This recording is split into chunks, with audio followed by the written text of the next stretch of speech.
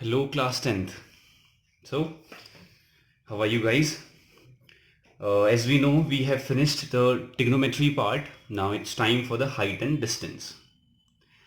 We will understand how this height and distance is related to trigonometry. So, it is the application of the trigonometry. So, before we begin, we should understand some terms and a quick revision of formulas which we done earlier. Okay, we will understand this by we will understand the terms by these. What are the terms and what is this condition? We will understand by this diagram. चलो फटाफट से देखते हैं. यहाँ पे एक building है, एक टावर है, टावर में कोई लेबर है, वो अपने वेजेस के लिए काम कर रहा है, ठीक है. और यहाँ पे बिल्डिंग में बालकनी में विवेक परिहार जो है ऑनलाइन क्लासेस छोड़ के यहाँ पे मजे से टहल रहा है, ठीक है. अब विवेक ने देखा कि टावर के टॉप में एक लेबर जो है काम कर रहा है, ठीक है. पहले विवेक देख रहा था सामने पे, बिल्कुल स्ट्रेट देख रहा था, बिल्कुल हॉरिजॉन्टल वे में देख रहा था आगे कहीं, ठीक है. लेकिन फिर देखा उसने, अरे यहाँ तो एक क्या है, लेबर है, ऊपर चढ़ रहा है ऊपर प्यार से, ठीक हो गया. तो यानी कि उसकी नज़र ऊपर चलेगी. फिर अचानक से क्या हुआ कि उस टावर के बगल से एक लड़की जो है अपना रास्ते से ऐसे जा रही थी. देखो जो चुटिया भी हैं इसके, सॉरी सींग बन गए ना, चलो जो भी है. तो अगर ये जा रही थी तो उसके बाद इसकी नज़र लेबर को छोड़ के इसने देखा एक लड़की के ऊपर, ठीक हो गया. इसने देखा एक लड़की जा रही है, लड़की को देखता हूँ. तो इसे समझने के लिए देखो, पहले ये देख रहा था स्ट्रेट, ठीक है. तो इसको हम एक तरीके से क्या कहते हैं, एक्सिस कहते हैं, ठीक है. और उसके बाद यहां से उसने नजर घुमाई अपनी ऊपर की ओर को, यानी कि लेबर को देखने के लिए. तो जैसे ही एक्सेस और उस लेबर को देखने के लिए ऊपर उसने नजर घुमाई तो इनके बीच में एक एंगल बना, ठीक है, एंगल बना. उस एंगल को हम कहते हैं angle of elevation, remember this, ठीक है. और जैसे ही उसने अपनी एक्सिस से नीचे किसी लड़की को देखा तो उसे हम कहते हैं एंगल ऑफ डिप्रेशन. डिप्रेशन का मतलब नीचे, एलिवेशन का मतलब ऊपर. बस याद रखना, जब कोई भी डिप्रेस्ड होता है तो अपनी गर्दन कहाँ करता है, डाउन. ही always twist his neck down, right. और जैसे ही खुश होता है तो हम ऊपर की ओर को देखते हैं, या कुछ प्राउड फील करता है तो ऊपर की देख की ओर बात करता है, ठीक है. समझने के लिए ऐसा नहीं कि ऊपर बिल्कुल आसमान में नहीं. तो कहने का मतलब क्या है, यहाँ पे दो एंगल बन रहे हैं, एंगल ऑफ एलिवेशन और एंगल ऑफ डिप्रेशन. यानी एलिवेट का मतलब भी क्या होता है, ऊपर की ओर को, ठीक है. तो यानी कि ये दो चीजें बहुत इंपॉर्टेंट है. लेकिन क्वेश्चन के पर्पज से ये कुछ इंपॉर्टेंट है नहीं. लेकिन क्वेश्चन में लिखा होगा कि एंगल ऑफ डिप्रेशन और एंगल ऑफ एलिवेशन. बस समझ लो, डिप्रेशन का मतलब झुका हुआ, एलिवेशन का मतलब क्या होता है, ऊपर की ओर को उठा हुआ, ठीक है. सिंपल सा काम है. चलो आगे बढ़ते हैं. चलो इसे देख के क्या या कुछ याद आया, पंडित बद्री प्रसाद हर हर बोले, ठीक है. तो इसमें क्या था, ये sine cos tan cot sec cosec क्या थे, ये थे टिग्नोमेट्रिक रेशियोज. कौन से रेशियोज, परपेंडिकुलर अपॉन हाइपोटेनियस करोगे तो साइन थीटा आएगा, बेस अपॉन हाइपोटेनियस करोगे तो कॉस थीटा आएगा, परपेंडिकुलर अपॉन बेस करोगे तो टेन थीटा आएगा. तो ये रेशियोज हमने पहले पढ़ चुके हैं, ठीक है. और कॉट करोगे तो नीचे से ऊपर की ओर को देखते हैं, base upon perpendicular. Sec theta करोगे तो height upon, sorry hypotenuse upon base, hypotenuse upon perpendicular. ये हमारे क्या थे, कुछ ट्रिग्नोमेट्रिक रेशियोज थे, ठीक है. और इसके अलावा हमें क्या याद रखना है, we have to keep this thing in mind. What, tabular chart. कौन सा tabular chart, 0 degree, 30 degree, 60 sorry 45 degree, and then what 60, and then what 90. ये वाला टेबुलर चार्ट अगर तुम्हें याद होगा, ठीक है. तो ये चीज़ भी ध्यान पे रखनी है. अब इसके अकॉर्डिंग हम बात करने वाले हैं क्या, अपने क्वेश्चंस को. बस इतना ही अगर तुम्हें आता है तो हाइट एंड डिस्टेंस चैप्टर आता है.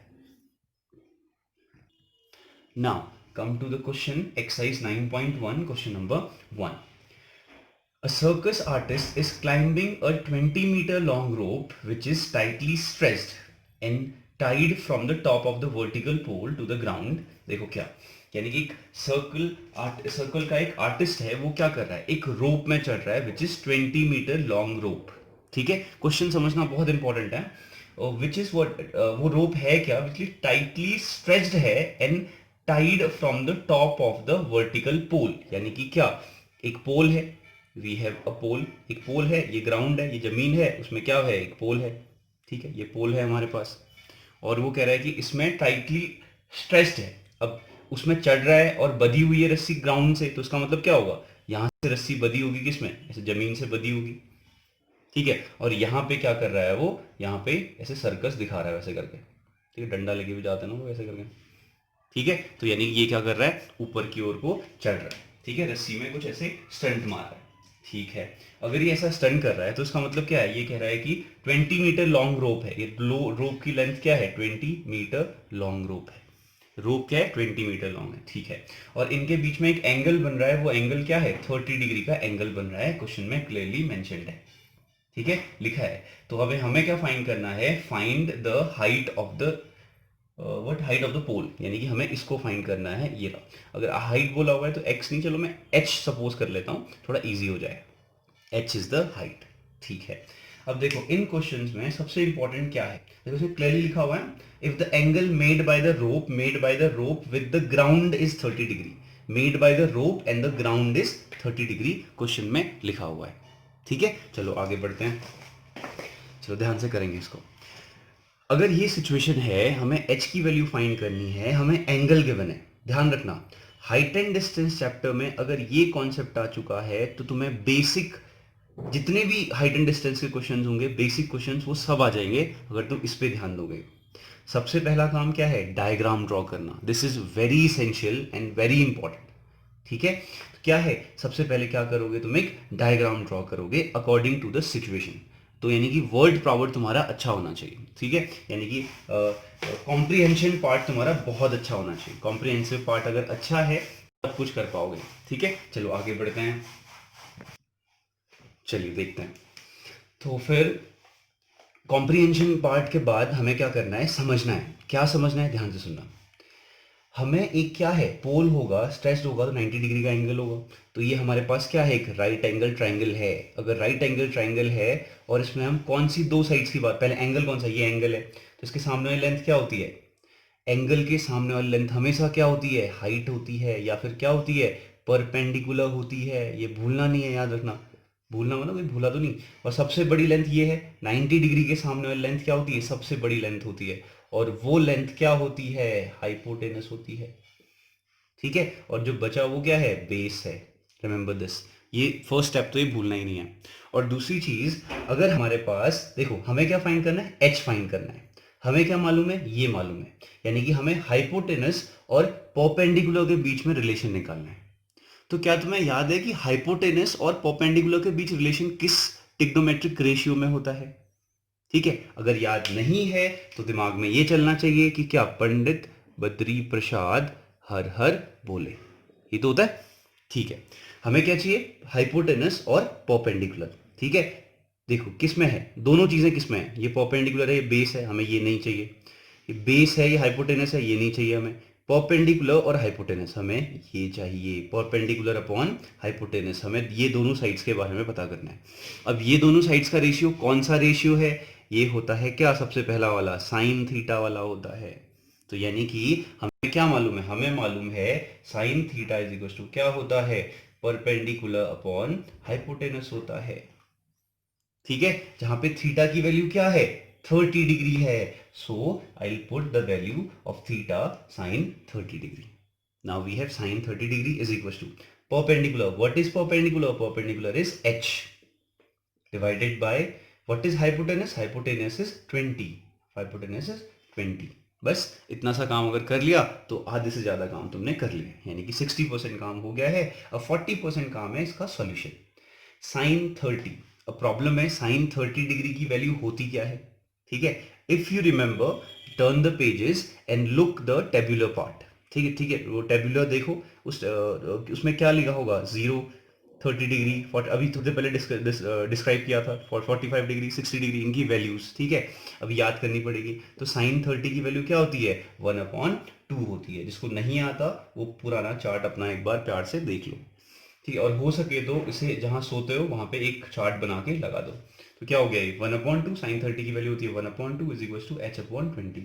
क्या करना है, क्रॉस मल्टीप्लीकेशन, 20 कहाँ जाएगा, 20 कहाँ शिफ्ट होगा, ऐसा ही कुछ होता है, ये ऊपर जाता है, ठीक है। तो ये 20 1 20/2 इज इक्वल टू कितना हो गया, h हो गया, ठीक है। 20/2 का मतलब क्या, 10, तो h इक्वल टू कितना आ गया 10। अब ये क्या यूनिट लिखनी बहुत इंपॉर्टेंट है, मीटर है तो ये यूनिट भी क्या होगी, मीटर होगी। तो हाइट कितनी है उस पोल की, 10 मीटर है। ठीक है, अब तुम सोच रहे होगे इतना डिटेल भी क्यों पढ़ा रहे हो, कई बच्चे ये सोच रहे होंगे। ठीक है, ये उनके लिए है जो पहली बार कर रहा है क्वेश्चन। नेक्स्ट क्वेश्चन, चलो नेक्स्ट क्वेश्चन क्या है। A tree breaks due to storm and the broken part bend so that the top of the tree touches the ground. तो इसका मतलब क्या है, एक ट्री था, एक बड़ा सा ट्री था हमारे पास, ठीक हो गया, look this is the tree, suppose कर लेते हैं हमारे पास क्या है, ये ट्री है। अब ये क्या हुआ, ब्रोकन अपार्ट, यानी कि क्या हो गया, ये टूट चुका है, ये जमीन है, ठीक है, यहां से टूट गया। अब ये टूटेगा तो कैसे बेंट होगा, ऐसे बेंट होगा, ऐसे गिर जाएगा कहीं पे टूट टूट के। ठीक है, ये रहा, पत्ते भी हैं इसमें, ठीक है, ये रहा, बेंट होके गिर गया, ठीक हो गया। अब जैसे ये बेंट होके गिर गया तो ये जमीन के साथ कितने डिग्री का एंगल बना रहा है, 30 डिग्री का। यहाँ पे जो एंगल बन रहा है वो कितने डिग्री का बन रहा है, 30 डिग्री का एंगल बन रहा है। तो यानी कि अगर तुम ध्यान से देखो यहाँ पे क्या बन गया है, राइट एंगल ट्राइंगल। बस इतना ही तो काम करना है हमें। ठीक है, अगर ये 30 डिग्री है तो आगे पढ़ते हैं। The distance between the foot, ये रहा foot of the tree to the point where the top touches the ground. Top touches the ground वाला पोर्शन कौन सा है, ये वाला पोर्शन है। तो इसकी डिस्टेंस कितनी गिवन है, इज 8 मीटर। ये कितना गिवन है, 8 मीटर गिवन है। ये कितना गिवन है, 8 मीटर गिवन है। तो कह रहा है find the height of the tree.